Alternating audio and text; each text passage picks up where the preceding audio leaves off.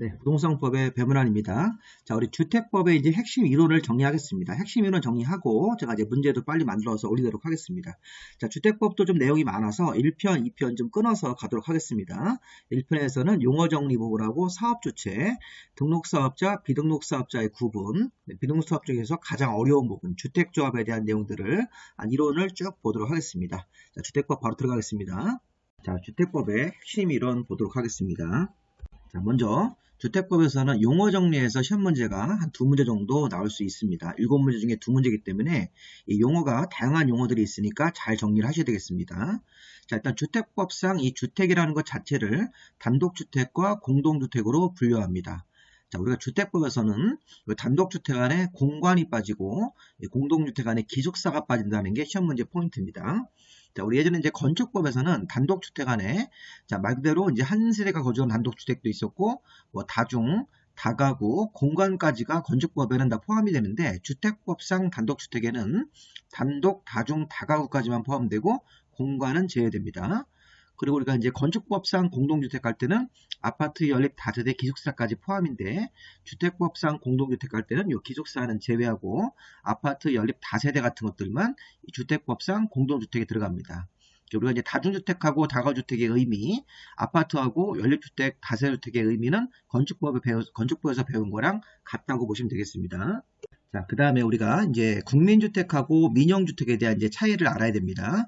자, 우리 국민주택은 여기 기역번, 니은번 중에 하나만 걸리면 국민주택이 됩니다. 그리고 이 국민주택을 제외한 것들은 다 민영주택이죠.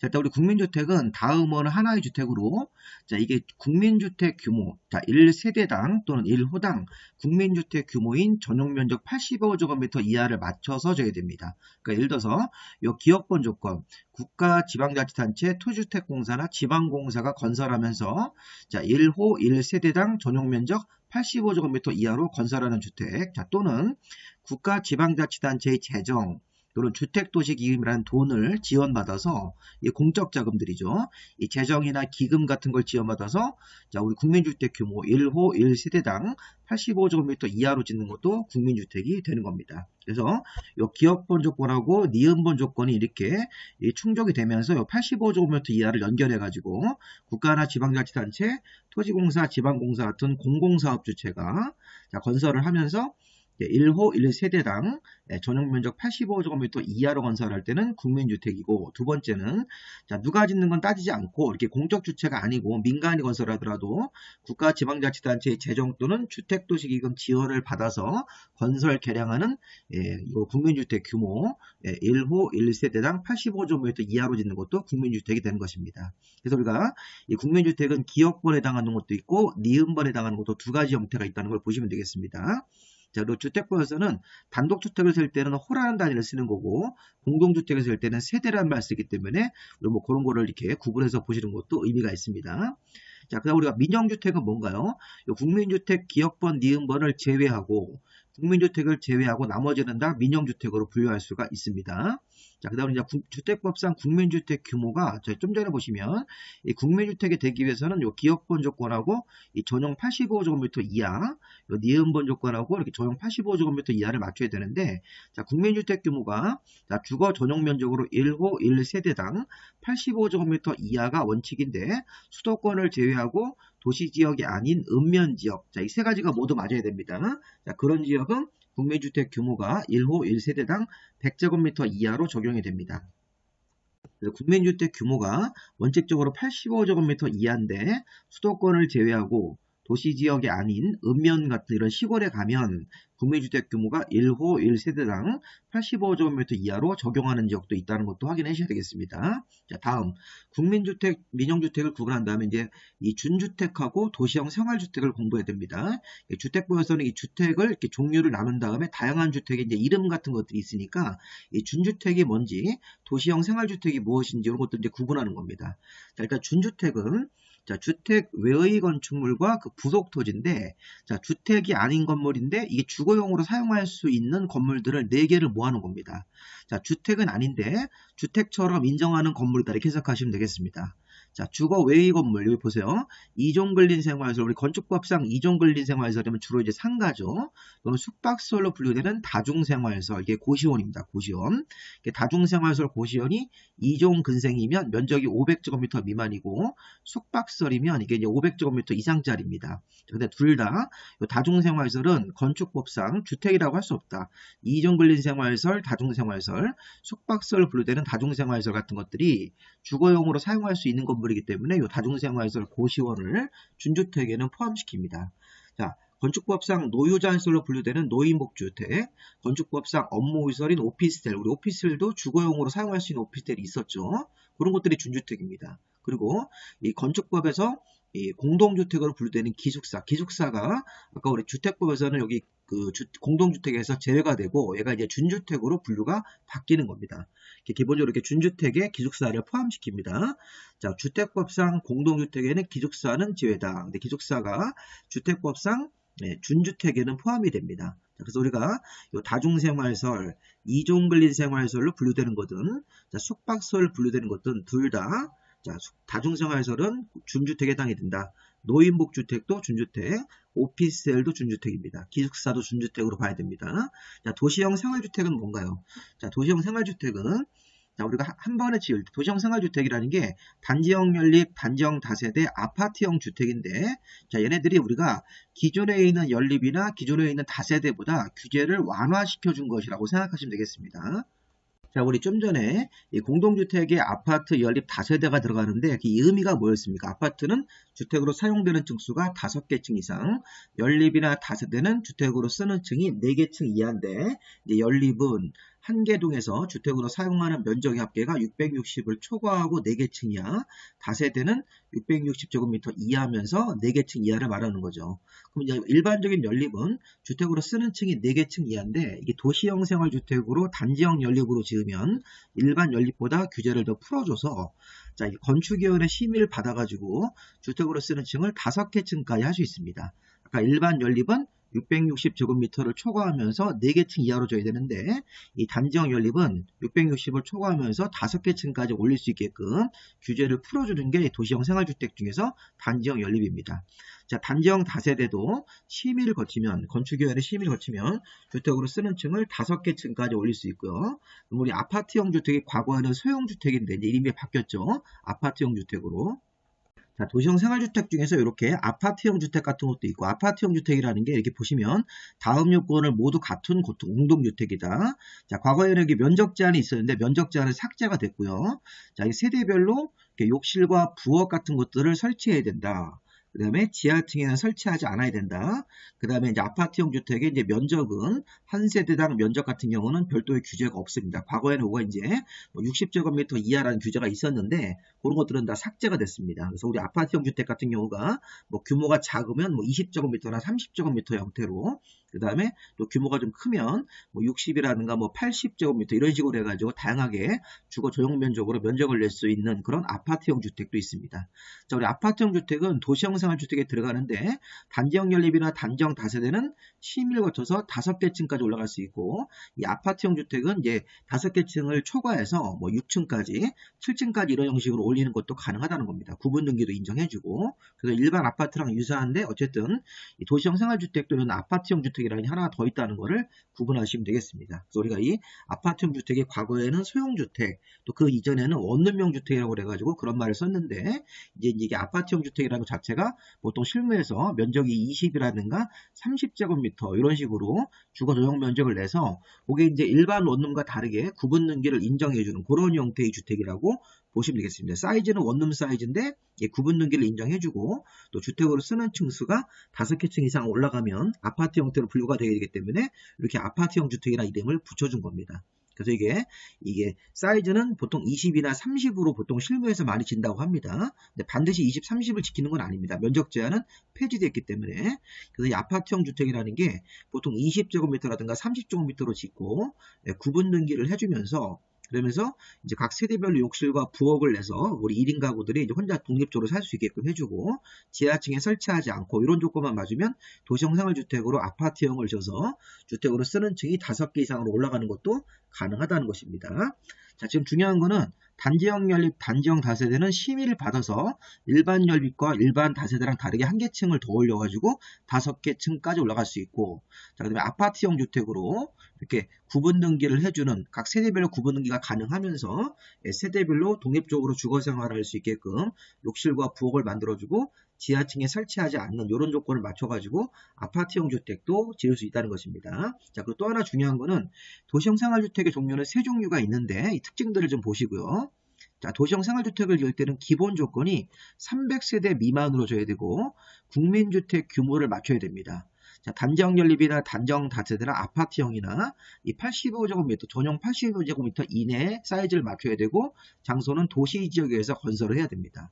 그러니까 이제 요즘에 1인 가구나 2인 가구들이 많이 생겨가지고 이런 준주택이라든가 도시형 생활주택 같은 것들을 만들어서 그런 사람들을 수용하기 위해서 이런 도시형과 준주택이라는 용어가 생겼다고 보시면 되겠습니다.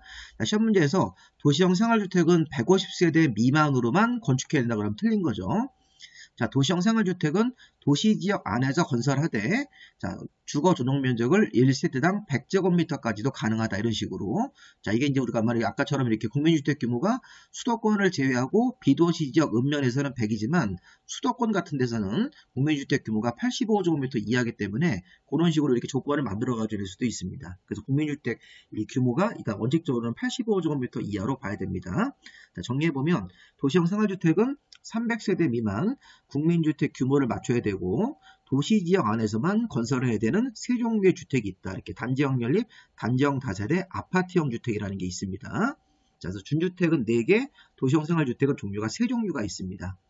자, 그리고 주의 보시면 공동건축 금지라는 게 뭐냐면 이 도시형 생활주택 한 건물을 지어서 거기다 도시형 생활주택을 짓고 그 밖에 다른 주택, 다른 일반 아파트 같은 것들을 함께 건축할 수가 없습니다. 자, 이게 금지입니다. 금지. 만약 건물을 이렇게 12층으로 줘가지고, 아니 뭐 10층 정도나 이렇게 줘서, 12층이나 10층으로 줘가지고, 중간까지 한 5층은 단지형 연립으로 짓고, 그 위에 층은 일반 아파트로 짓고, 이런 식으로 하면 안 된다는 것입니다. 도시형 생활주택과 그 밖의 주택을 함께 건축할 수 없는데, 요거 예외가 있어요. 자, 예외를 보십시오. 자, 보시면 다음은 하나의 경우는 공동건축이 가능하다. 도시형 중에서 아파트형 주택을 선택해가지고, 자, 그 밖에 일반 주택을 함께 줄 수 없지만, 그 밖에 일반 주택을 건물주가 살기 위해서 전용 85제곱미터 초과하게 한 세대만 짓는 것은 아파트형 주택으로 대부분 짓고, 그다음에 전용 85제곱미터 초과하게 한 세대만 건축하는 것은 건물주가 살기 위한 거기 때문에 요 앞에 있는 문장에 대한 예외를 인정할 수 있습니다. 자, 또 하나 준주거지역이나 상업지역 같은 경우는 아파트형 주택과 도시형 생활주택 외에 일반 아파트를 이렇게 함께 한 건물 안에서 함께 지을 수도 있다는 것입니다. 이렇게 혼합해서 자, 이런 식으로도 가능하기 때문에 이 두 가지 형태가 요 앞에 있는 지문에 대한 예외입니다. 하나의 건물에는 도시형 생활주택하고 그 밖에 일반 주택을 함께 건축할 수 없습니다. 다만 이렇게 1번 예외라든가 2번 예외가 맞으면 요거는 이렇게 앞에 있는 거에 대한 예외를 인정해서 도시형 생활주택 중에서 아파트형을 꼭 선택해야 됩니다. 아파트형하고 그 밖에 85를 초과하는 주택을 한 세대만 짓는 건 가능하다. 그리고 준주거지역이나 상업지역 같은 장소에서는 아파트형 주택과 그 밖에 일반 주택을 도시형 생활주택 외에 일반 주택을 함께 건축하는 경우가 가능합니다. 장소가 상업지역이라든가 준주거지역일 때는. 자, 예외가 저기 보시면 공동건축 금지가 또 하나 더 있는데 여기 보십시오. 요 앞에 있는 지문뿐만 아니라 이런 것도 있습니다. 도시형 중에서 단지형 연립, 단지형 다세대하고 아파트형 주택을 함께 짓는 거는 이것도 금지입니다. 그래서 만약에 한 건물을 이렇게 져가지고 이렇게 만약에 5층을 져서 1층부터 여기 뭐 5층까지는 일반 아파트형 주택으로 짓고 뭐 나머지 주택은 단지형 연립으로 짓고 이거는 금지입니다. 이건 예외가 없습니다. 요 파란색 예외는 요 앞에 있는 요 지문에만 적용이 되는 것입니다. 자, 그래서 보시면 자, 하나의 건물에는 도시형 생활주택과 그 밖에 도시형 생활주택이 아닌 일반 주택을 함께 지을 수 없는데 여기 동그라미 1번이나 2번 같은 케이스는 예외를 인정합니다. 또 하나가 저희 금지가 있죠. 단지형 연립이나 단지형 다세대하고 자, 아파트형 주택을 한 건물 안에서 섞어주시면 안 됩니다. 그래서 건물로 져가지고 뭐 일부는 단지형 연립, 일부는 아파트형 이런 것들은 금지고 요 뒤에 있는 지문은 예외가 없다고 보시면 되겠습니다. 원칙적으로 금지입니다. 앞에 있는 것도 금지고 뒤에 있는 것도 금지인데 요 앞에 있는 지문에 대해서는 여기 예외 두 가지를 인정하겠다는 것을 확인하시고요. 자, 그다음에 이제 세대 구분형 공동주택이라는 게 있습니다. 자, 우리 세대 구분형 공동주택은 아파트가 좀 평수가 크면 자, 경계벽을 막아서 별도로 이렇게 구분 생활할 수 있게 주인 세대하고 월세 같은 걸 내주기 위한 세대로 구분 생활할 수 있는 형태로 이게 변형이 가능한 아파트가 세대 구분형 공동주택 같은 거라고 보시면 되겠습니다. 자, 세대 구분형은요, 공동주택의 내부 공간의 일부를 세대별로 주인 세대하고 또 이렇게 일부 벽 같은 걸 막아서 월세를 줄 수 있는 세대로 구분하여 생활할 수 있도록 하되, 자, 구분 소유권이 있으면 안 됩니다. 소유권은 이렇게 그 아파트 한 세대의 소유권은 하나로만 존재하고 생활만 구분 생활할 수 있게끔 이렇게 변형이 가능한 주택이 이 세대 구분형 공동주택인데, 이 세대 구분형 공동주택은 주택법상 사업계획 승인을 받아서 지을 때는 요 1, 2, 3, 4번 조건을 모두 맞춰야 됩니다. 자, 세대 구분형 공동주택이 자, 구분 생활할 수 있게끔 이렇게 경계벽 같은 걸 막아서 구분 생활할 수 있게 해줘야 되고, 자, 소유권은 구분 수요가 있으면 안 된다. 이렇게 이런 조건을 맞추면서 다음 기준에 모두 맞아야 됩니다. 자, 주인 세대하고 이렇게 월세 쪽 나가는 세대하고 각각, 자, 각각 공간마다 욕실, 부엌, 현관이 따로따로 있어야 됩니다. 자, 우리 아파트에 현관이 두 개가 있는 겁니다. 이게 보시면 주인 쪽 세대하고 거기 이렇게 세대 구분을 해가지고 이제 월세 같은 걸 주기 위한 세대가 별도의 현관이 있어야 되고 별도의 부엌, 별도의 욕실 같은 것들이 따로따로 있어야 되고, 그 다음에 연결문이라든가 경량구조 경계벽, 그래서 여기 보시면 세대별로 구분할 때 경계벽을 씌워서 이 경계벽을 이렇게 떼었다 붙였다 할 수 있게끔 경량구조로 만들든지, 아니면 이게 벽을 막았으면 연결문을 달아야 됩니다. 연결문을 달았다가 이 월세 같은 것들이 나가면 그 문을 차단을 해야 되겠죠. 자물쇠 같은 거로. 자, 그런 식으로 형태로 이렇게 해야 되고, 그 다음에 세대 구분형 주택수가 전체 세대의 3분의 1을 넘어가면 안 됩니다. 세대 구분형 주택수가 전체 세대의 3분의 1 넘어가면 안 되고, 그래서 만약에 세대 구분형 공동주택을 짓는데, 자, 전체 아파트 단지에서 아파트가 900세대인데 세대 구분형이 3분의 1을 이내기 때문에 300세대 이내를 맞춰야 되고, 그 다음에 이 전용 면적도, 그래서 이 세대 구분형 공동주택 전체 단지의 전용 면적과 비교했을 때 이 세대 구분형으로 지은 이 세대 전용 면적 자체가 3분의 1을 넘지 않게끔 면적하고 세대수가 모두 다 3분의 1을 넘지 않아야 됩니다. 자, 그래서 우리가 봐야 되는 것은 이 세대 구분형 공동주택의 요건입니다. 자, 세대별로 구분 생활할 수 있게끔 이렇게 경계벽 같은 걸 막을 수 있는 구조고, 구분 소유권이 따로 있으면 안 됩니다. 그리고 다음 네 가지 기준도 모두 맞아야 됩니다. 각 세대별로 주인 세대하고 월세 쪽 나가는 세대하고 욕실, 부엌, 현관이 각각 있어야 되고, 그 다음에 경량구조 경계벽이라든가 연결문 같은 거를 달아야 되고, 그다음에 세대 구분형 세대수가 전체 세대의 3분의 1 이내여야 되고, 주택단지 안에 자, 세대 전용 면적이 전체 세대 전용 면적의 3분의 1을 넘지 않아야 됩니다. 세대 구분형으로 지어진 주택의 전용 면적이 전체 전용 면적의 전체 세대 전용 면적의 3분의 1을 넘지 않게끔 이렇게 세대 구분형을 주택법에 따라서 사업계획 승인을 받아서 짓는 것들에 대해서 이런 네 가지 요건이 모두 적용이 됩니다. 자, 조금 우리 보충 설명을 드리면, 우리 금방 보신 거 주택법상 사업계획 승인을 받는 세대 구분형 공동주택이 금방 얘기한 요겁니다. 이거. 근데 이 세대 구분형이 공동주택관리법에 따라서 허가를 받는 것도 있습니다. 이 세대 구분형이 두 종류가 있습니다. 요거를 참고로 좀 보셔야 됩니다. 시험 문제에 한번 나온 적이 있기 때문에. 좀 전에 우리가 세대명, 세대 구분형 공동주택이 주택법에 따라서 사업계획 승인을 받아가지고 건설할 때는 여기 보시면 주택의 내부 공간 내부 공간의 일부를 세대별로 구분 생활할 수 있어야 되고, 구분 소유권이 있으면 안 되는 것입니다. 그리고 다음 요건이 뭡니까? 자, 세대별로 욕실, 부엌, 현관, 그 다음에 세대 간의 연결문이라든가 경량구조 경계벽, 그 다음에 세대 구분형 공동주택 세대수가 전체 세대의 3분의 1을 넘지 않아야 된다. 3분의 1 이내겠죠. 그 다음에 이 세대별로 구분된 각각 공간의 전용 면적이 전체 주택의 전용 면적의 3분의 1 넘지 않아야 된다. 3분의 1, 3분의 1 이렇게 두 번 나오네요. 그런데 이게 공동주택관리법상 세대 구분형 공동주택을 지을 때는, 이때는 보세요. 이 세부 요건이 기존 세대를 포함해서 두 세대 이하로 져야 되고, 그 다음에 세대별로 욕실, 부엌, 현관이 아니라 출입문으로 바뀝니다. 그래서 현관 형태가 아니라 출입문만 달아주면 되는 겁니다. 그리고 세대 구분형 공동주택의 세대수가 전체 세대의 3분의 1이 아니라 10분의 1로 바뀌고, 그 다음에 그 동 전체에서는 3분의 1을 넘지 않을 것, 이렇게 바뀝니다. 자, 면적에 대한 건 없어지고, 좀 전에 우리 앞에서는 여기 세대수가 전체 세대의 3분의 1을 넘지 않아야 되고, 그 다음에 전용 면적도 전체 전용 면적의 세대 구분형 공동주택 전용 면적이 3분의 1을 넘지 않아야 되는데, 이게 이제 주택법이 아니라 공동주택관리법으로 짓는 세대 구분형 공동주택은 여기 보시면 세대 구분형 공동주택의 세대수가 전체 세대의 10분의 1 넘지 않아야 되고, 그다음에 그 해당 동의 3분의 1을 넘지 않아야 됩니다. 그리고 여러 가지 안전 기준 같은 거에 맞아야 됩니다. 자, 이런 식으로 해서 우리가 세대 구분형 공동주택이 공동주택 관리법으로 짓는 경우도 있으니까 두 세대 이하, 욕실, 부엌, 출입문, 그다음에 전체 세대의 10분의 1, 한 동, 그 동 전체 세대 수의 3분의 1 넘지 않게끔 이런 조건들을 추가로 봐야 되겠습니다. 추가로 보셔야 될 것 같습니다. 자, 이렇게 세대 구분형을 마무리하시고 이제 공공택지라는 게 있죠. 여기서 시험의 포인트는 이 공공택지가 다음 공공사업, 여기 쭉 보시면 9가지 공공사업이 있는데 이 공공사업으로 조성되는 공동주택을 지을 용지를 말합니다. 근데 문제는 뭐냐면 이 공공사업에 의해서 공동주택 용지가 이렇게 9가지가 있는데 여기 정비사업이 들어가지 않는다는 게 포인트입니다. 자, 보시면 국민주택 건설하는 사업, 이렇게 택지개발사업, 산업단지 개발사업, 공공주택지구 조성사업도 있고 공공지원 민간 임대주택 조성사업, 자, 도시개발사업이 있죠. 그 다음에 여기 보시면 경제자유구역 사업도 있고 혁신도시, 행정중심이라는 게 있는데 다 외우지 마시고 이렇게 보시면 되겠습니다.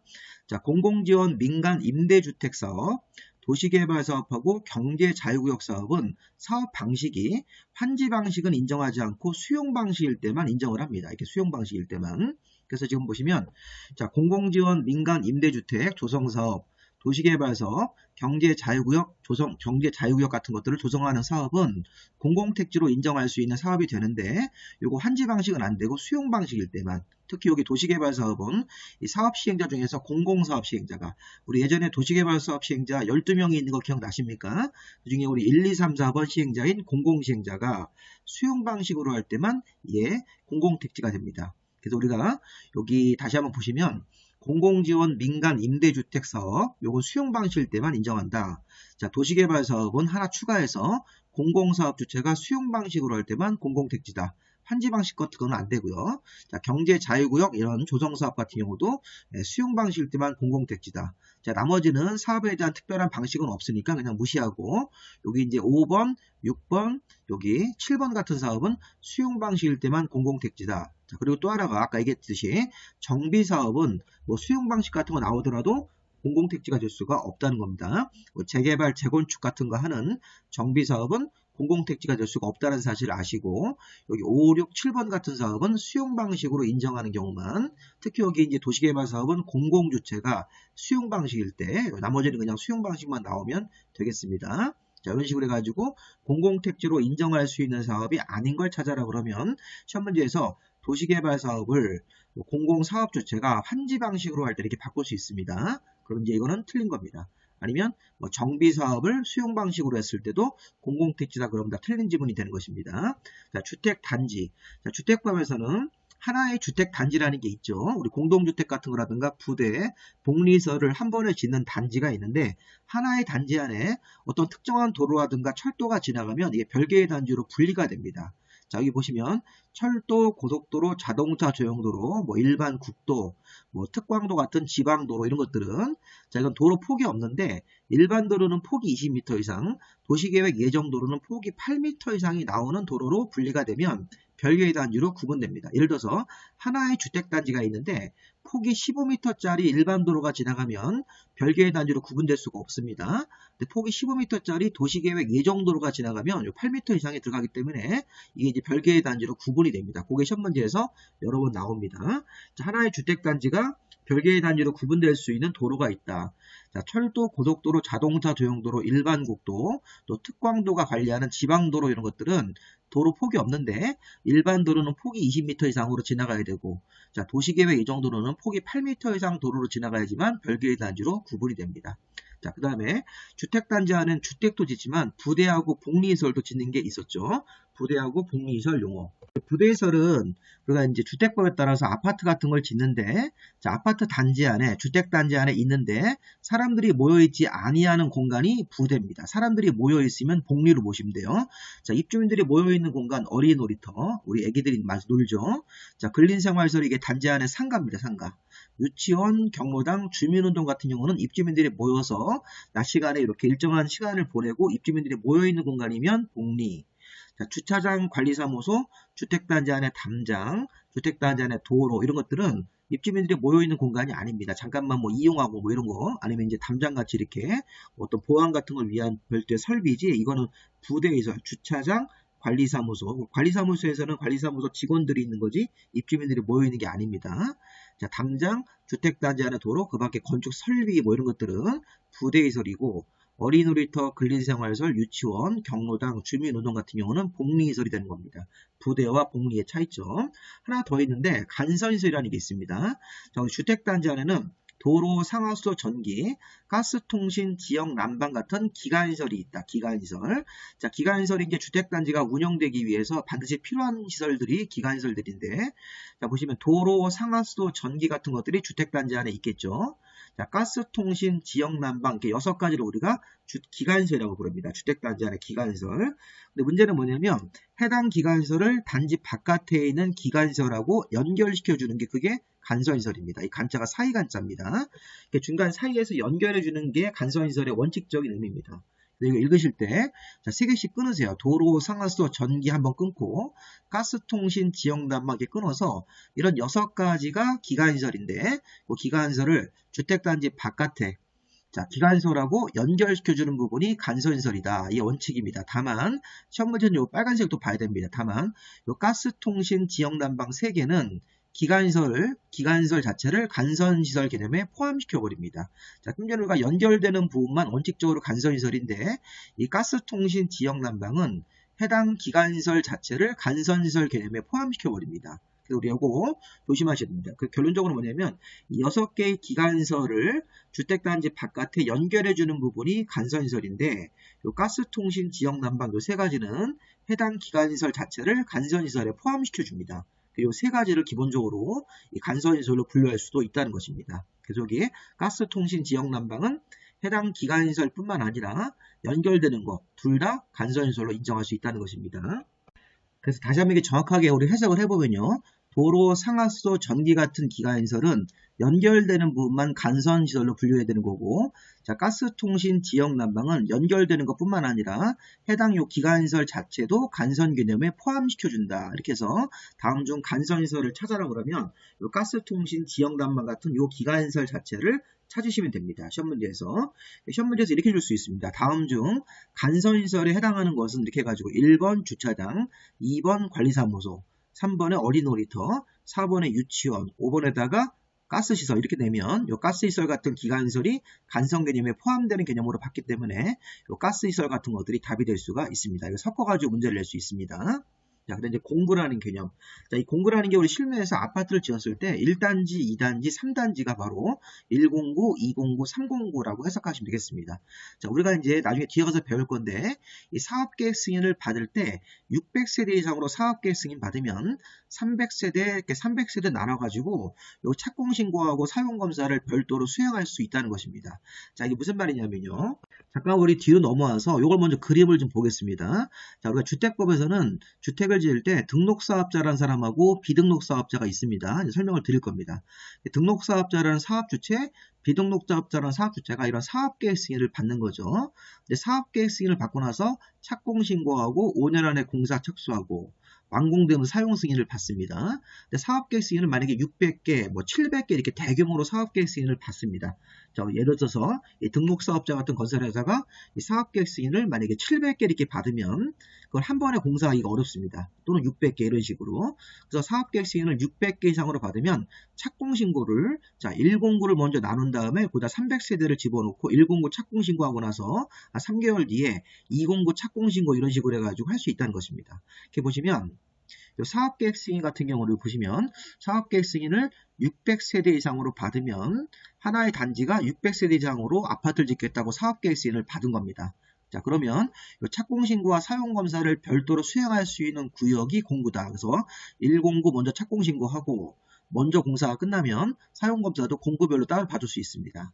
그 다음에 뭐 2공구도 이렇게 별도로 착공신고하고 사용검사를 받을 수 있는 단위가 공구인데 이 공구는 중요한 조건이 뭐냐면 공구와 공구 사이는 6m 이상의 거리를 떼야 됩니다. 공구와 공구 사이에다가 도로를 설치하든지 주차장이라든가 뭐 축대 이런 것들을 설치해 가지고 이 공고와 공고 사이를 6m 이상 거리를 무조건 떼야 됩니다. 그리고 하나의 공고별로 300세대 이상씩은 들어가야 됩니다.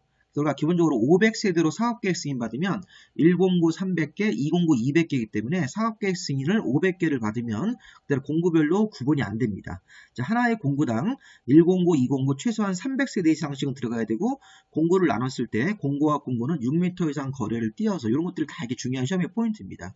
근데 이 공고라는 개념이 나왔을 때 우리가 아파트 1단지, 2단지, 3단지 형태로 이렇게 구분을 해서 착공신고와 사용검사를 이렇게 들어갈 수 있는 단위라고 보시면 되겠습니다. 우리 실무에서 부영 아파트 같은 거 지을 때 1단지가 있고 2단지가 있고 막 3단지, 4단지, 막 6단지까지 있습니다. 그럼 그런 게 6단지까지 있을 때 한 단지별로 한 300세대 이내, 300세대 이상이니까 보통 이제 뭐 350세대 뭐 이런 식으로 해가지고 구분을 합니다. 그래서 이렇게 1단지 뭐 340세대, 2단지 320세대 이런 식으로 해가지고 이 사업계획 승인을 한 번에 왕창 몇천 세대 받은 다음에 이 공구별로 나눠서 이 착공신고와 사용검사를 수행을 실무적으로 하기 때문에 이런 공고라는 개념이 나오는 겁니다. 공고로 이렇게 나눠서 이 사업계획 승인을 받으려면 600세대 이상 공고로 나눠서 착공신고하려고 그러면 최소한 600세대 이상은 돼야 된다. 왜냐면 109 300세대, 209 300세대 이상으로 이렇게 구분을 해가지고 공고별로 나눠서 이 착공신고가 들어가야 되기 때문에. 자, 마지막으로 토지임대부 분양주택이라는 것도 있죠. 자, 토지임대부 분양주택은 토지의 소유권은 여기 건설사업을 하는 시행자가 가지고, 자, 건축물 같은 건물 부분, 복리시설 같은 게 상가인데 이런 건물 부분은 소유권을 분양받는 사람들이 가진 일종의 반값 주택입니다. 이게 반값 아파트. 토지임대부 분양주택으로 분양받으면 실제 우리가 아파트 같은 걸 분양받을 때는 토지 가격하고 건물 가격을 둘 다 지불하죠. 분양가에서. 지금 같은 경우 우리가 이제 우리 서울 같은 경우는 아파트 값이 비싸고 그러니까 이 건물만 먼저 분양받아서 살고 토지는 이제 기본적으로 이렇게 월세 같은 걸 낼 수 있게끔 그런 형식으로 이게 이제 변칙적으로 만든 이게 일종의 주택입니다. 토지임대 분양주택에서 이 토지 소유권은 건설 사업을 시행하는 자가 갖고 이렇게 그리고 이 건물 부분만 분양받는 사람들이 소유권을 취득하는 그런 형태가 토지임대부 분양주택입니다. 자, 토지임대부 분양주택은 뒤에 가서 따로 그 내용이 있으니까 일단 요 기본 개념만 좀 알아두시면 되겠습니다. 여기까지가 용어에서 시험 문제가 경우에 따라서는 두 문제, 이게 많이 나오면 세 문제까지 나온 적도 있습니다. 문제가 좀 쉽게 나오면요. 용어 문제는 무조건 다 맞추셔야 됩니다. 우리가 잘 한번 다시 한번 확인해 보시고 나중에 좀 시간 나시면 제가 올려드리는 그 핵심 문제 같은 경우 예상 문제도 한번 보시고요. 자, 그다음 우리가 이제 이 용어 정리 끝나면 주택법에서는 주택의 건설 절차로 들어갑니다. 건설 파트가 있고 또 뒤에 가서 또 뭐 리모델링 파트가 있고 공급 파트라는 게 있습니다. 자, 주택의 건설에서는 사업 주체를 먼저 봐야 됩니다. 자, 주택법에서는 등록 사업자하고 비등록 사업자로 나눠서 사업 주체를 관리하고 있습니다. 그래서 우리가 등록 사업자가 일반적으로 우리가 이제 아파트 같은 거 주택 사업을 하는 건설업자라 생각하시면 되겠습니다. 자, 여기 한번 보십시오. 자, 등록 사업자. 자, 연간, 자, 등록 대상이 뭐냐 이렇게 물어봤더니 1년에 자, 단독이나 공동주택을 20호 20세대 이상을 자, 사업하려는 사람들. 자, 1년에 자, 단독주택이든 공동주택이든 자, 20개 이상의 주택 건설 사업을 하거나 1년에 대지, 자, 주택을 지을 대지를 10,000제곱미터 이상 조성하려는 사람들은 국토부 장관한테 일정한 서류를 준비해서 등록을 해야 됩니다. 자, 추가로 우리가 봐야 될 것은 1년에 20개 이상의 주택 사업을 하든지 1년에 대지를 10,000제곱미터 이상 조성 사업을 하는 사람들은 그때는 국토부 장관에게 관련 서류를 지참을 해서 제출해서 등록을 받아야 됩니다. 그래서 등록번호가 나오고 등록업자가 되면 바로 사업계획 승인으로 이렇게 주택을 지을 땅을 확보해서 설계도 같은 걸 준비해가지고 사업계획 승인이라는 심사를 받죠. 이렇게 건축 심사를 받는 겁니다. 근데 문제는 뭐냐면 이 등록 대상이 자, 연간 단독이나 공동 20호 20세대 이상인데 이 도시형 생활주택 금방 우리 배웠죠. 도시형 생활주택 같은 경우는 이게 30세대 이상으로 바뀝니다. 하나가 더 있어요. 그냥 참고로 들어보십시오. 자, 우리 좀 전에 우리가 공동건축 금지 예외가 있었죠. 이렇게 보시면 아파트형 주택하고 80호를 초과하는 주택 한 세대만 짓는 거, 그런 경우로 짓는 경우도 30세대 이상이 이 등록 대상이 됩니다. 자, 이런 예외는 조금 뭐 이렇게 볼 필요가 좀 어려운데, 자, 1년에 자, 단독 공동 20개 이상, 1년에 대지 10,000제곱미터 이상 조성하는 사람들이 국토부 장관한테 등록을 해야 됩니다. 그리고 우리 도시형 생활주택으로 주택사업을 할 때는 30세대 이상부터 등록하는 거고, 그 다음에 아까 우리 공동건축 금지 예외로서 아파트형 주택하고 85제곱미터 초과하는 주택을 한 세대만 짓는 경우도 이 30세대 이상으로 적용되는 경우가 있습니다. 자, 참고로 보시고요. 자, 어쨌든 기본적으로 이렇게 20개 이상 1년에 10,000제곱미터 이상 대지 사업할 때는 국토부 장관에게 등록을 해야 됩니다. 자, 단 법정된 자는 등록하지 않고도 자, 이런 주택 사업을 할 수 있다는 겁니다. 대지 사업도. 자, 법정된 자가 이쪽 왼쪽으로 오시면요. 자, 국가나 지방자치단체 같은 행정관청하고 토지주택공사나 지방공사 같은 공기업은 자, 공공사업 주체로 묶을 수 있습니다. 자, 국가나 지방자치단체는 행정청, 토지공사나 지방공사는 이게 공공기관인데 전체를 다 묶어서 공공사업 주체이기 때문에 등록하지 않고도 1년에 20개 이상 사업을 할 수 있고, 자, 우리 공익법인이 뭘까요? 공익법인 자선단체입니다.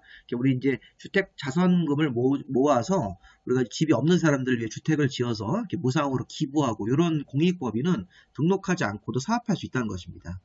자, 지역 직장조합이라고 좀 이따 배우실 거예요. 주택조합이라고 배울 겁니다.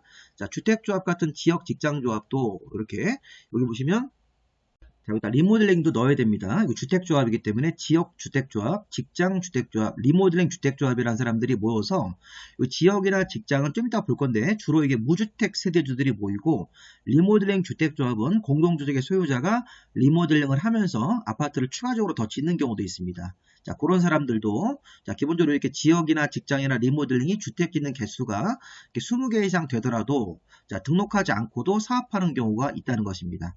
지역 직장 리모델링 주택조합이 지역 직장조합이 조합원들 위해서 주택 사업을 할 때 20개 이상 주택 사업하는 경우도 있고, 리모델링 사업을 하면서 공동주택을 고치면서 추가적으로 더 짓는 경우에 더 짓는 개수가 20개 이상이면 원래는 등록을 해야 되는데 이렇게 비등록 사업자로 별도로 분류를 해줍니다. 그래서 여기 보시면 이따가 이제 공동사업 주체로 가서 여기 주택조합이 등록사업자랑 공동사업을 하게 된다면 나중에 이제 비등록사업자가 되는 겁니다. 여기 고용자도 등록사업자랑 공동으로 사업을 하면 이제 비등록사업자가 되는데 요거 제가 다시 추가 설명을 드리겠습니다. 자, 일단 기본적으로 이렇게 생각하시면 되겠습니다.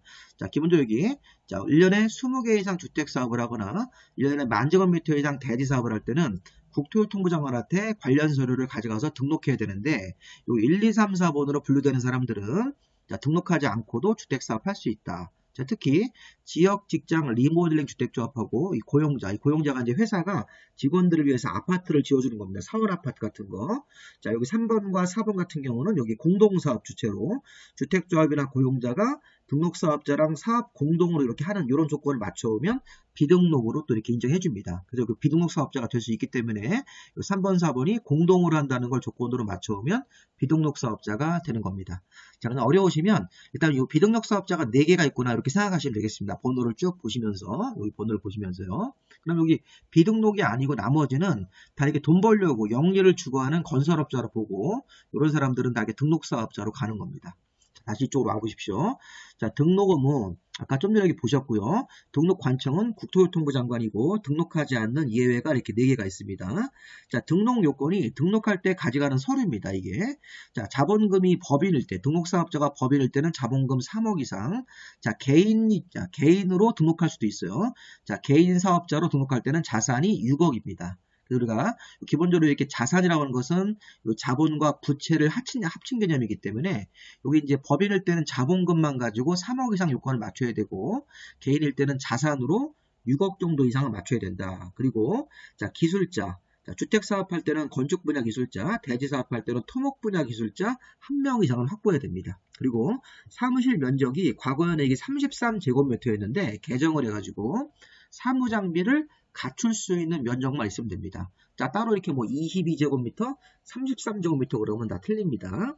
자, 등록 요건은 자본금 3억 이상, 기술자 1명 이상, 사무장비를 갖출 수 있는 면적만 있으면 등록을 받아준다는 겁니다. 국토교통부 장관이. 등록 요건이 그렇게 어려운 건 아니라고 보시면 되겠습니다. 자, 그다음에 등록사업자의 의무로서 자, 등록사업자는 매년 영업실적과 영업계획을 국토부 장관한테 보고하고 월별로 매월 자, 분양계획과 분양실적을 국토부 장관한테 제출하도록 되어 있습니다. 자, 이런 것들도 시험 문제 한번 나올 수가 있습니다. 만약에 시험 문제가 매년 분양계획과 분양실적을 제출하면 안 돼요. 자, 분양계획과 분양실적은 월별로 국토부장 하나 제출하는 거고, 여기 매년 영업실적, 그 한 해의 영업실적과 다음 연도 영업계획은 매년으로 국토부장한테 보고하도록 되어 있습니다. 자, 시공기준. 자, 이런 게 과거에는 안 나왔는데, 이제 최근에 시험 문제가 또 나왔습니다. 시공기준. 자, 등록사업자는 처음에 등록하면 5계층 이하의 소규모 주택사업을 해야 됩니다. 자, 왜냐면 이제 최초로 등록한 사람들은 경험이 없기 때문에 이렇게 5계층 이하의 주택사업을 하다가, 자, 이게 등록한 사람이 6계층 이상의 실적이 있거나 아니면 최근 3년 내 사업을 열심히 해서 최근 3년 내 300세대 이상의 건설 실적을 만들면 그때부터는 6계층 이상 사업이 가능합니다. 이 부분이 시험 문제였습니다. 최근에. 그래서 우리 이제 31회 때 여기 나왔었죠. 자, 최초로 이렇게 등록한 사람은 5계층 이하의 주택 사업을 해야 한다. 이렇게. 다만 6계층 이상 주택 건설 실적이 과거에 있거나 최근 3년 내 등록하고 나서 이렇게 3년 정도 사업을 해가지고 300세대 이상의 실적을 만들면 그때부터는 6계층 이상 주택 사업이 가능하다. 뭐 7층이라든가 8층도 가능하다. 이런 식으로 해가지고 이 문장을 한번 좀 잘 보시고요. 자, 대여 금지라는 게 이제 또 최근에 새로 생겼죠. 이 대여 금지라고 하는 것은 등록사업자가 다른 사람한테 자기 이름으로 시공을 하게 하거나 등록사업자가 이 등록을 한 그런 서류를 이용해서 자기가 직접 사업을 해야지, 자기 직접 시공을 해야 되는데 다른 사람에게 자기 이름으로 시공하게 하거나 등록증 같은 거를 대여하는 것은 안 됩니다. 이렇게 또 빌리는 행위하고 중간에 알선하는 것도 당연히 금지겠죠. 그 등록사업자가 등록증을 대여하거나 등록증을 빌리는 행위, 알선 같은 것도 다 금지 행위로 봐야 됩니다. 자, 그리고 등록의 말소 사유라는 게 있는데, 자, 조금처럼 등록증을 대여한 사람, 이렇게 거짓 부정한 방법으로 가짜 서류 같은 걸 내가지고 거짓 서류를 내서 등록한 사람도 있겠죠. 자본금이 뭐 1억밖에 안 되는데 서류를 막 조작해서 3억이라고 맞추고 이런 식으로 해가지고 등록증을 대여하거나 거짓 부정한 방법으로 등록했을 때는 필수적으로 등록을 말소합니다. 말소라는 게 취소랑 같은 개념입니다. 자, 다만 등록사업자인 건설업자가 고의과실로 잘못 시공을 해서 사람들을 다치게 하거나 어떤 재산상 손해를 입힌 경우, 등록 기준에 미달됐을 때 이런 경우는 등록을 말소하거나 1년 내에서 영업정지를 할 수 있습니다. 여기 1번이나 2번 같은 경우는 이게 이제 등록의 말소 사유라는 게 임의적 말소할 수 있다 또는 1년 내에서 영업정지 할 수 있다도 있고, 등록증을 대여하거나 거짓 부정한 방법으로 등록했을 때는 필수적 말소입니다. 시험 문제에서 우리가 낼 때 이런 거 잘 보세요. 고의과실로 잘못 시공을 했다. 이렇게 예전에 전라도 우리 광주에서 광주광역시에서 터미널 앞에서 우리 그때 이제 아이파크인가 그게 그 시공을 하다가 이제 붕괴됐죠. 그런 식으로 잘못 시공 같은 걸 한 겁니다. 이게. 자, 그런 경우로 고의과실로 잘못 시공이 되면 등록을 말소할 수 있다 또는 영업정지를 할 수 있습니다. 그래서 1년 정도 범위 안에서 영업정지이기 때문에 여러 가지 이제 그 보상 조치를 한 다음에 영업정지를 3개월인가 받았을 겁니다. 아마 그 아이파크가 한번 나중에 한번 기사 한번 검색해 보십시오. 그렇게 해서 갈 수 있습니다. 시험 문제에서는 고의과실로 잘못 시공을 했을 때는 등록을 필수적으로 말소하여야 한다고 하면 안 되죠. 우리 법은 거짓말하는 걸 제일 싫어합니다. 등록증을 대여한 거죠. 또 거짓말한 겁니다. 등록사업자가 등록을 가지고 자기가 직접 사업을 해야 되는데 등록증을 대여해서 속인 경우, 관청을 속이거나 거짓 부정한 방법으로 등록했을 때는 일종의 거짓말한 거기 때문에 필수적 맞습니다. 영업정지가 없습니다.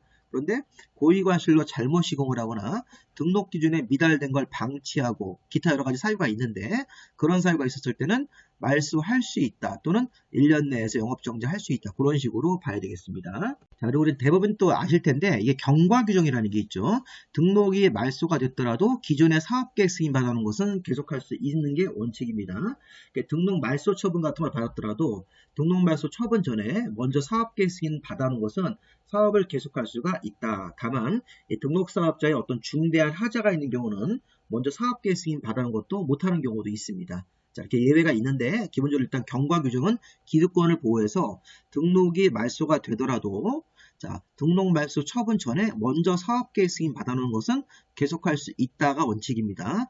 다만 등록사업자의 어떤 명백하고 중대한 하자가 있는 경우는 먼저 사업계획 승인 받음도 못하게 할 수 있는 예외 규정이 또 있습니다. 자, 그 정도까지만 이렇게 보셔서 등록사업자의 이런 내용들, 등록 의무, 자, 몇 개 이상 주택이거나 면적 얼마 이상으로부터 사업할 때 등록하는 거냐, 등록하지 않는 사람도 있습니다. 등록의 요건, 그 다음에 보고하는 거, 그다음에 시공 기준 5개 층 이하로 하다가 뭐 최근 3년 내 300세대 이상 실적이 생기면 6개 층 이상도 가능하다.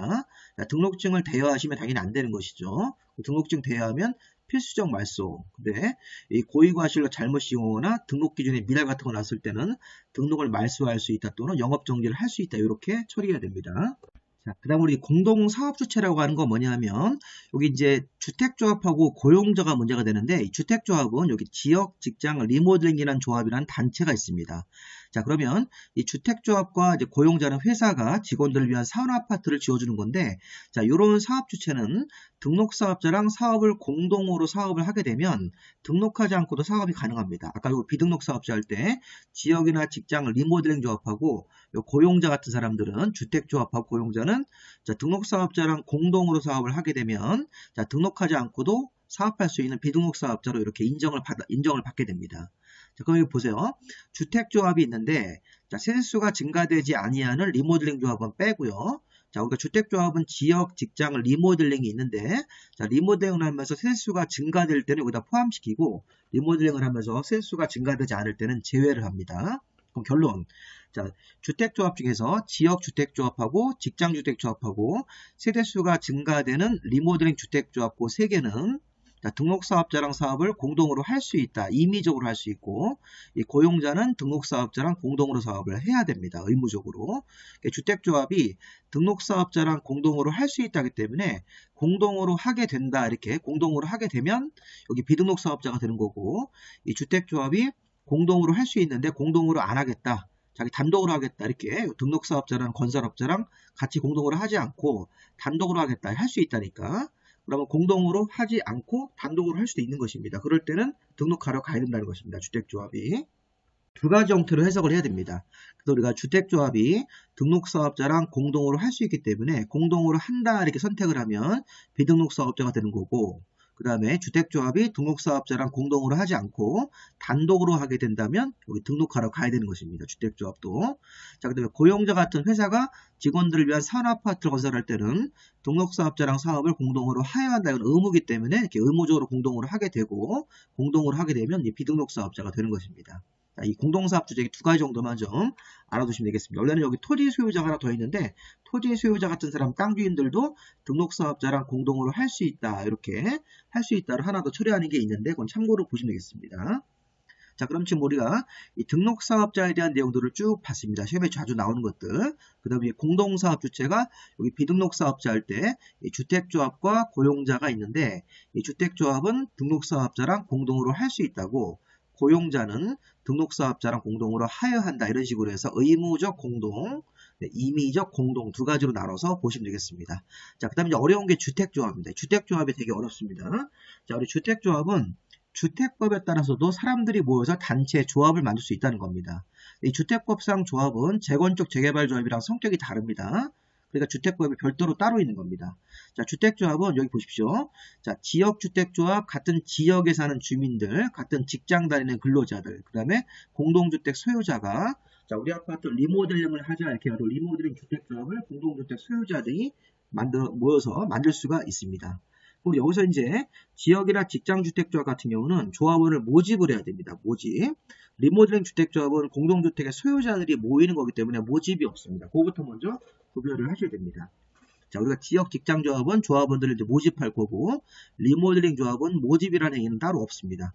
그 주택단지 안에 공동주택 소유자가 리모델링 주택조합에 들어갈 수 있는 자격이 있는 거기 때문에 그럼 기본적으로 이제 주택조합이 설립 절차에서 등기가 없습니다.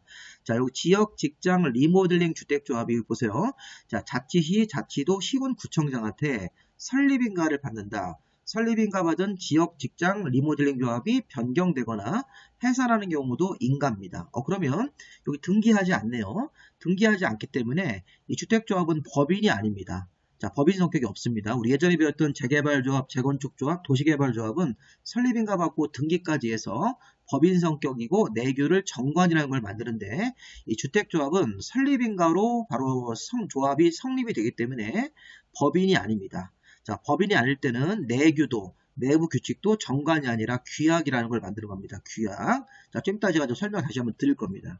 자, 그래서 기본적으로 지역, 직장, 리모델링 주택조합이 시군구청장한테 설립인가를 받고 이 설립인가 받은 내용을 변경하거나 이 조합을 해산할 때도 인가입니다. 근데 문제는 뭐냐면 여기서 직장조합이 하나가 더 있습니다. 자, 원래 직장조합 같은 경우가 여기 보시면 밑에 줄에 무주택 세대주나 85제곱미터 이하를 한 채 가진 세대주들이 모여서 본인들이 거주할 집을 장만하기 위해서 지역이나 직장조합을 결성한 겁니다. 목적이.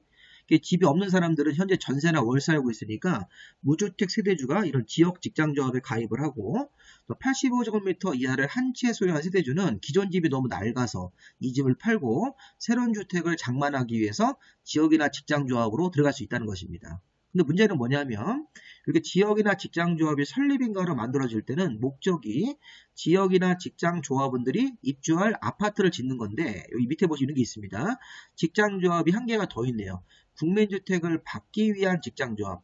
국민주택을 받기 위한 직장조합은 간단하게 설립 신고만 하면 된다는 겁니다. 설립 인가 안 받고 설립 신고만 해도 국민주택을 받기 위한 직장조합은 직장인들이 모여서 직장 다닌다는 그런 서류만 준비해가지고 모인 다음에 설립 신고만 하면 이게 직장조합이 설립이 돼버립니다. 그럼 이 사람들은 자, 돈을 모아서 주택사업을 본인들이 직접 하는 게 아니라 조합원들 자격만 유지하고 있다가 나중에 이제 공기업이 어떤 그 주택사업 같은 걸 다 마무리하고 나서 여기 설립신고로 만들어진 직장조합이 주택을 공급받기 위해서 설립신고 직장조합이 하나가 더 있는 겁니다.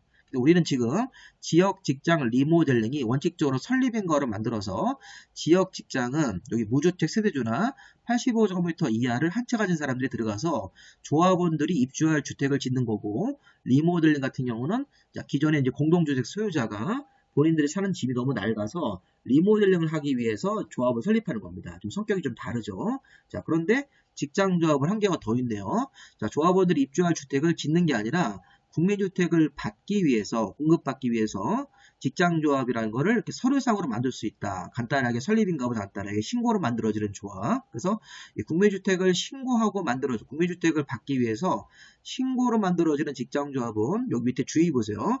신고 대상 직장조합은 무주택 세대주로만 구성한다. 이렇게 국민주택을 받기 위해서라면 무주택자로만 이렇게 조건이 있어야지만 받을 수 있기 때문에, 자, 이 부분이 가장 중요한 겁니다. 우리가 가장 기본이고요. 이렇게 보시면 지역 직장 리모델링 주택조합이 있고 설립인가로 만들어지는 게 원칙이다. 등기는 안 합니다. 그래서 법인 성격은 없고, 그다음에 내규로 정관을 만들지 않고 규약을 만들 겁니다. 그리고 지역 직장 리모델링이 설립인가인데 설립 신고로 만들어지는 직장조합이 있다. 하나가 더 있습니다. 왜? 국민주택을 받기 위해서 조합원 자격만 유지하는 조합이기 때문에. 밑에 조합은 보세요.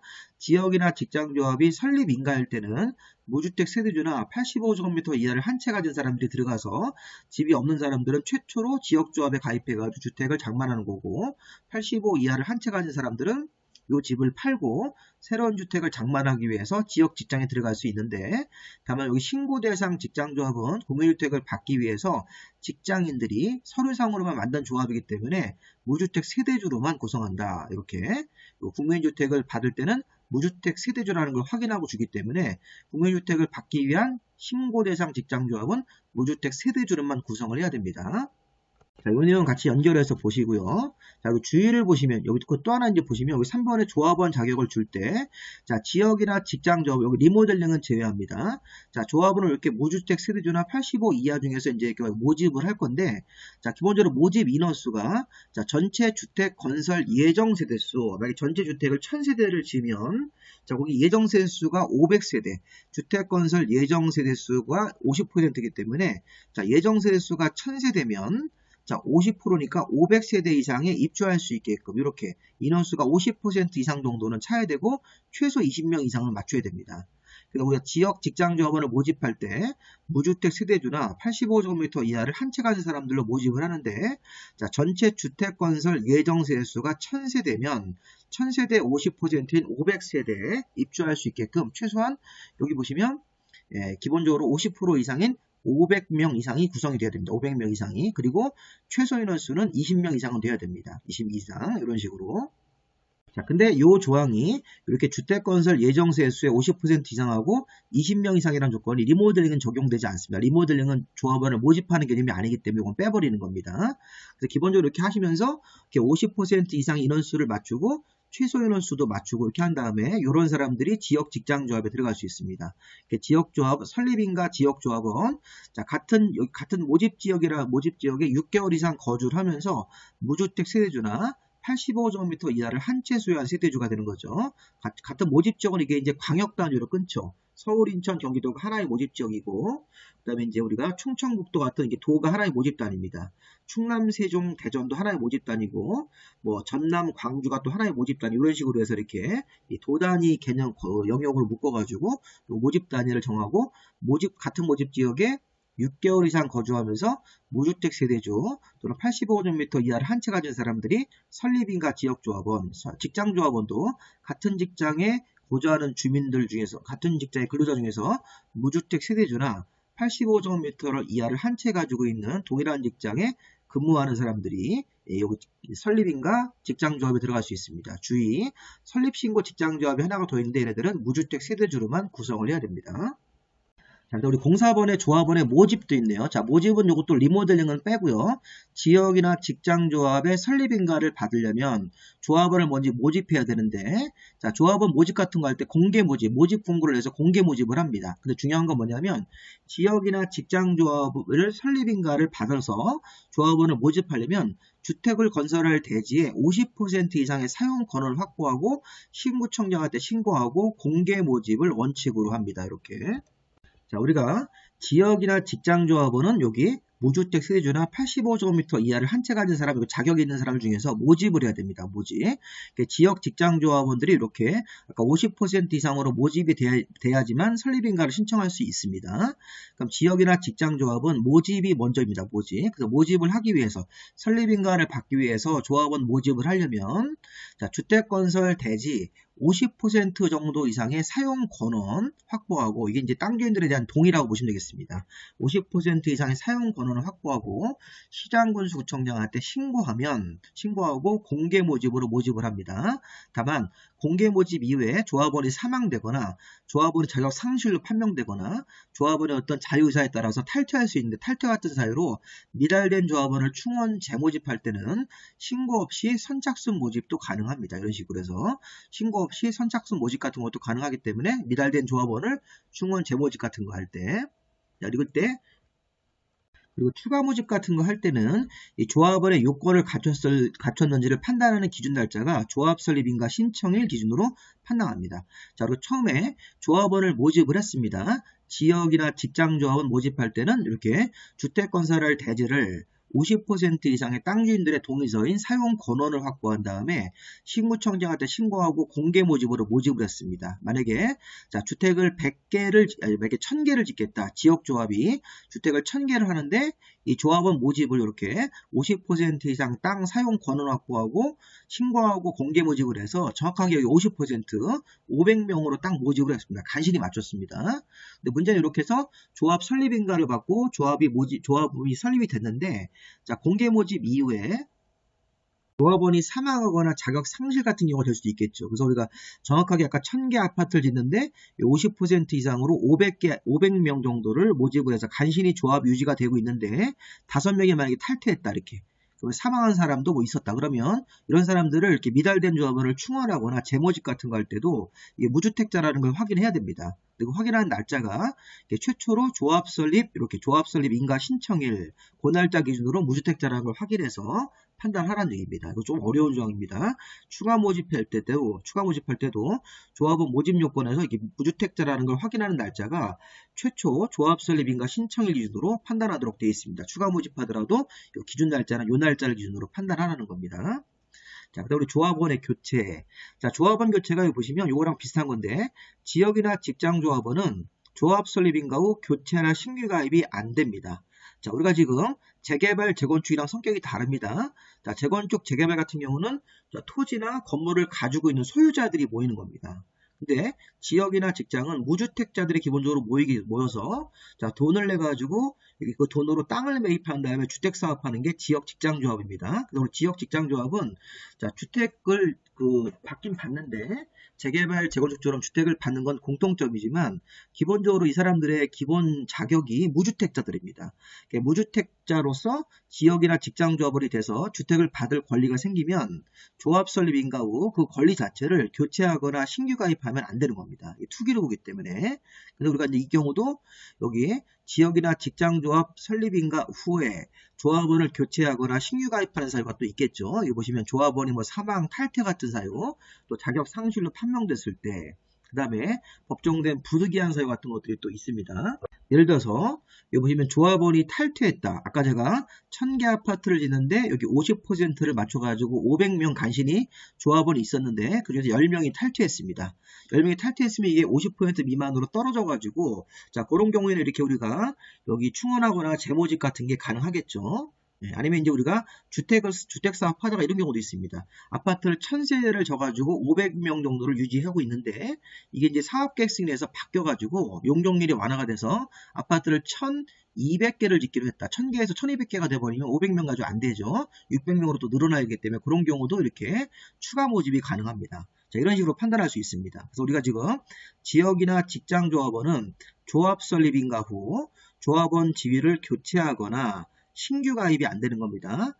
조합원의 뭐 추가 모집 승인을 받았거나 조합원이 사망, 탈퇴, 자, 사망, 탈퇴 같은 이유, 그리고 자격 상실, 그 밖에 법정된 부득이한 사유가 있었을 때는 자, 교체하거나 신규 가입도 가능하다. 예를 들어서 신규 가입 사유 같은 거 아까 여기 보시면 조합원이 1000개 아파트였는데 자, 500명으로 유지하고 있다가 탈퇴를 했습니다. 탈퇴. 10명 탈퇴하면 그 10명 부족한 걸 채워야 되기 때문에 이렇게 추가적으로 더 모집할 수 있겠죠. 그리고 그 주택 건설 예정 수가 바뀌는 경우도 있습니다. 아파트가 1000개에서 500명 조합원 유지하고 있었는데 1000개가 1200개로 바뀌면 이 조합원도 600명으로 더 올라가야 되기 때문에 그런 경우는 이게 추가 모집이 또 재모집 같은 것들이 가능하다고 보시면 되겠습니다. 부득이한 사유가 그런 것들이 있습니다.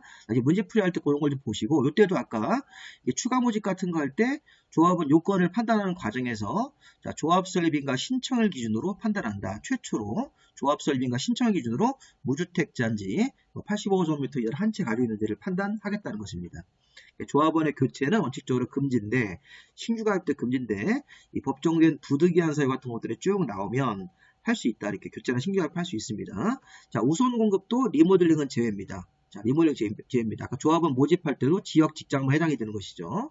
그리고 조합원 여기 우선 공급도 지역이나 직장 조합원, 지역 직장 조합만 적용되고요. 자, 우리가 지역이나 직장 조합원은 자, 건설된 주택을 조합원들한테 우선 공급이 가능합니다. 물론 이제 남는 게 있으면 또 일반 분양도 하겠죠. 그런데 리모델링 조합원은 공동주택의 소유자가 공동주택이 고쳐지면 자기 집에 자기가 직접 들어가는 거기 때문에 우선 공급이란 말을 적용할 수가 없습니다. 자, 지역하고 직장 조합만 조합원들에게 건설된 주택을 우선적으로 공급할 수 있고 뭐 남는 게 있으면 뭐 일반 분양 같은 거 하겠죠. 자, 그다음에 이게 책임은 등록사업자의 책임인데 이거는 이제 지역 직장 리모델링 다 적용될 수 있습니다. 이 책임 규정은 등록사업자와 주택조합이 공동으로 사업을 한다. 여기 공동사업에 그런 거 있었죠. 주택조합하고 등록사업자가 공동으로 사업하다 보면 등록사업자는 건설회사이기 때문에 시공자 책임도 져야 되고 부실공사에 대한 시공자 책임도 져야 되고 등록사업자 자신의 규칙사유로 조합원들한테 입주가 늦어진다든가 이렇게 손해가 있으면 그런 거에 대해서 별도로 배상을 또 해야 됩니다. 그래서 등록사업자한테 이중 책임을 부과하고 있는 겁니다. 이 조합원들이 피해보지 않게끔.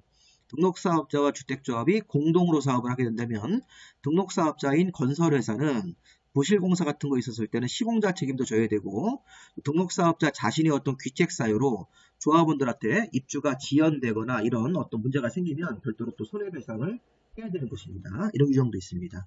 자, 8번 요 사업계획 승인. 자, 주택조합. 자, 주택조합 같은 경우는 보십시오. 자, 이거 지역이나 직장이나 리모델링 조합 같은 주택조합은 자, 이거 설립인가를 받았으면 자, 2년 안에 사업계획 승인으로 빨리 가야 됩니다. 등록사업자라든가 국가나 지자체 이런 사람한테는 기간이 없는데, 자, 지역 직장 리모델링 조합은 사업이 늦어지면 조합원들이 피해를 보기 때문에 이 사업계획 승인을 빨리 신청해라, 이렇게 2년 안에 사업계획 승인을 신청하라고 별도의 기간이 있습니다.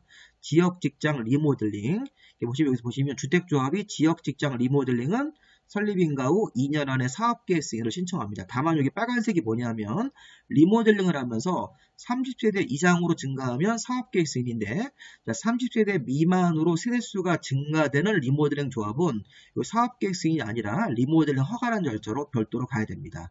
자, 이제 우리가 사업계획 승인이라는 게 기본적으로 30개 이상일 때 받는 거기 때문에 지역이나 직장조합은 항상 사업계획 승인입니다. 절차가.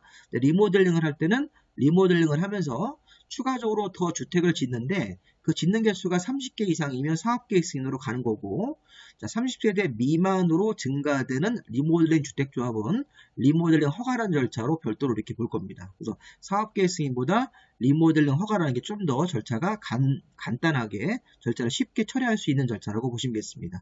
자, 어쨌든 가로 안에 있는 거를 예외적으로 빼고 지역 직장 30세대 이상 세대수가 증가되는 리모델링 주택조합은, 자, 설립인가를 받고 나서 2년 안에 사업계획 승인이다, 이렇게 우리가 해석할 수 있어야 됩니다.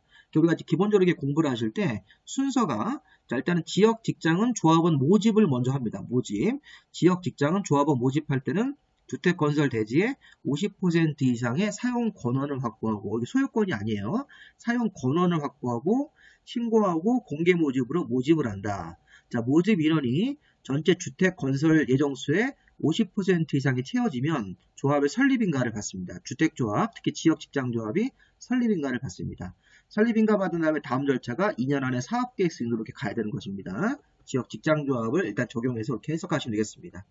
다만 리모델링 조합은 모집이 없어요. 모집하지 않고 그냥 리모델링 조합은 설립인가를 받고 나서 이게 30개 이상으로 증가되는 그런 내용을 갖는 리모델링 주택조합은 이렇게 2년 안에 사업계획 승인으로 가시면 되겠죠. 자, 그 다음에 여기 이제 9번, 10번 올해 잘 보세요. 요거 지금 올해 나올 것 같습니다. 시험 문제가. 자, 이게 해산 여부 결정이라는 게 뭐냐면 주택조합이 설립인가를 받고 나서, 자, 지금 좀 전에 2년 안에 사업계획 승인 받아가지고 사업계획 승인이 빨리 나와야 되는데 이게 3년이 되는 날까지 사업계획 승인을 못 받은 겁니다. 아까 지역 직장조합이 2년 안에 설립인가 후 2년 안에 사업계획 승인을 신청합니다. 그럼 사업계획 승인 신청하면 이제 기다리면 사업계획 승인이 나와야 되겠죠. 근데 지금 3년까지 기다려도 주택조합이 설립인가를 받고 나서, 자, 사업계획 승인은 2년 안에 신청하는 건데, 여기 신청은 2년인데 사업계획 승인을 받아야 되는 것은 3년이 된 날까지 받아야 됩니다. 만약 받지 못하면 총회 의결을 거쳐가지고 해산 여부를 결정해야 됩니다. 자, 왜냐하면 이 사업계획 승인을 못 받는다는 것은 주택조합 자체에 어떤 문제가 있다는 것입니다. 자, 해석하실 때 지역이나 직장조합이 설립인가를 받고, 지역 직장조합 같은 주택조합은 설립인가를 받고 2년 안에 사업계획 승인을 신청을 했다. 신청은 2년 안에 신청을 해야 됩니다. 근데 문제는 사업계획 승인을 받는 기간은, 자, 설립인가를 받고 나서 3년이 되는 날까지 사업계획 승인을 받지를 못하면, 그러니까 1년 정도 기간이 좀 있겠네요, 중간에. 만약에 2년째 되는 해 사업계획 승인을 간신히 신청했습니다.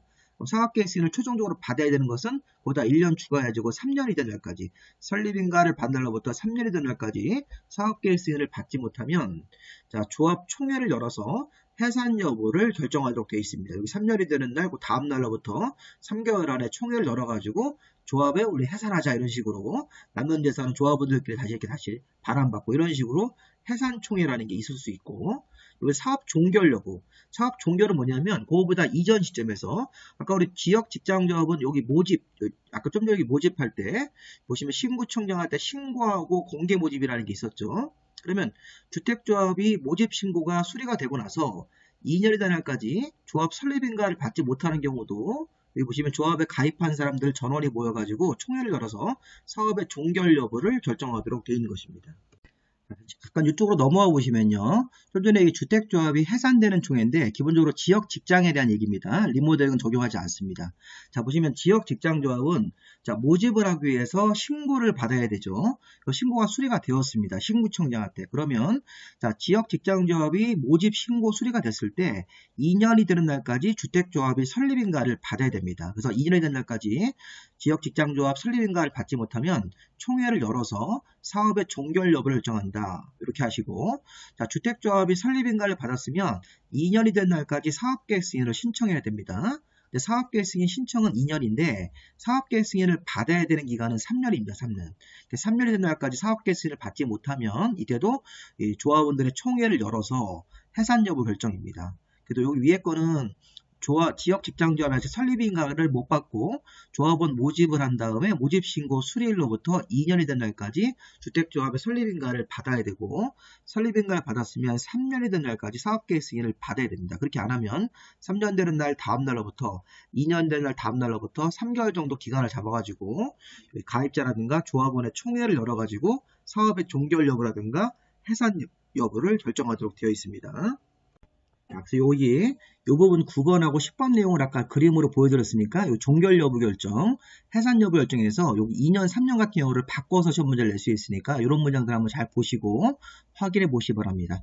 자, 주택조합이 여기 지금 제가 설명드린 1번부터 10번까지가 가장 중요한 핵심이고 추가적으로 조금 더 어려운 게 있습니다. 여기 보시면 뭐 업무 대행, 설명 의무, 실적 보고서 이런 것들, 뭐 분기별로, 그다음에 가입 철회 뭐 이런 것들이 있는데 이 부분을 좀 제가 보충 설명을 드리겠습니다. 자, 이게 업무 대행은요, 이게 또 리모델링을 제외하고 지역 직장조합입니다.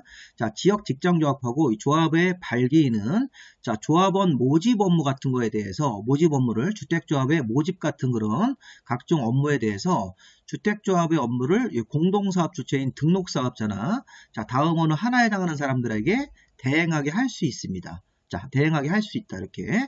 자, 보시면 여기 외의자한테는 대행하게 할 수 없는 것이니까 여기 써 있는 사람들한테만 대행을 하라는 겁니다. 그래서 주택조합이라든가 주택조합의 발기인들은 조합원의 대표적인 모집 같은 업무에 대해서 기타 주택조합의 업무를 공동사업 주체인 등록사업자, 아까 공동을 하는 사람들, 그 밖에 우리 중개사법에 따른 중개업자, 여러분들이 앞으로 되실 것들, 중개업자, 정비법상 전문관리업자, 그 밖에 각종 법률에 따라서 자격이 있는 사람들인데, 자, 이런 사람들 외의자에게는 대행하게 할 수 없으니까, 이런 사람들에게만 대행하게 할 수 있다. 이렇게 해서 시험 문제를 좀 보시면 되겠습니다. 만약에 시험 문제에서 주택조합은요, 조합원의 모집 같은 업무를 이런 모집 같은 기타 주택조합의 업무를 자, 공동사업 주체인 등록사업자나 이런 사람들한테 대행하게 할 수 없다 그러면 틀린 겁니다. 자, 이런 사람들 외의자한테 대행하기 없으니까 등록사업자라든가 중개사법에 따른 중개업자라든가 전문관리업자한테는 대행하게 할 수 있다는 것입니다. 이런 사람들한테만 대행을 하게 할 수 있다. 자격을 갖춘 사람들이기 때문에. 자, 그러면 설명 의무는 자, 주택조합이 아까 모집, 또 지역 직장조합이겠죠. 모집 얘기가 나오면 무조건 지역 직장입니다. 주택조합의 모집 주체가 주택조합의 가입계약서 내용을 신청자, 지역이나 직장조합의 가입 신청자한테 충분히 이해할 수 있게끔 설명을 해야 되고요. 자, 모집 주체가 이것도 시험 문제에서 한번 나올 수 있습니다. 모집 주체가 가입 신청자가 관련 내용들을 설명하고 충분히 이해했다는 자, 가입 관련 그런 내용들을 충분히 이렇게 이해하였음을 증명하는 서류를 서면으로 확인받아서 가입 신청자한테 교부하고 5년간 보관해야 됩니다. 그러니까 주택조합이 막 설명을 대충 하고 나서 막 모집 신청을 막 받고 막 엉터리로 이렇게 해서 막 그 조건 같은 걸 제시해가지고 해서 문제가 많이 생기고 나중에 신청자가 나중에 철회하고 가입 철회하고 이런 문제가 생기기 때문에 모집 주체는 가입 계약서의 내용을 이 가입 신청자가 이해할 수 있게 설명을 충분히 잘 해줘야 되고요. 자, 모집 주체는 가입 신청자가 이 가입 계약서 내용을 잘 이해하였음을 서면으로 확인받아서 신청자한테 교부해주고 5년간 보관해야 된다. 관련 서류를 요거 갖다 3년으로 바꿀 수 있습니다. 자, 그다음에 제일 중요한 게 또 요겁니다. 요거. 자, 이것도 올해 시험 문제 나올 가능성이 있습니다. 자, 지금 주택조합에 가입한 사람, 지역 직장조합에 가입한 사람은 자, 자기의 의사에 따라서 철회할 수 있습니다. 철회하는 시기가 이거 30일입니다. 30일. 그리고 이 가입 같은 거 할 때 돈을 내면 이 지역 직장조합의 모집 주체는 모집 주체 통장에다가 돈을 보관하면 안 됩니다. 자, 모집 주체, 지역이나 직장조합의 모집의 주체는 자, 가입을 신청한 사람들이 가입비 같은 걸 내죠. 자, 가입비 같은 일체의 금액을 자, 일체의 금전을 예치기관, 은행이라든가 최신관서, 우체국 같은데 이런 보험회사 이런 사람들한테 의무적으로 예치를 해야 됩니다.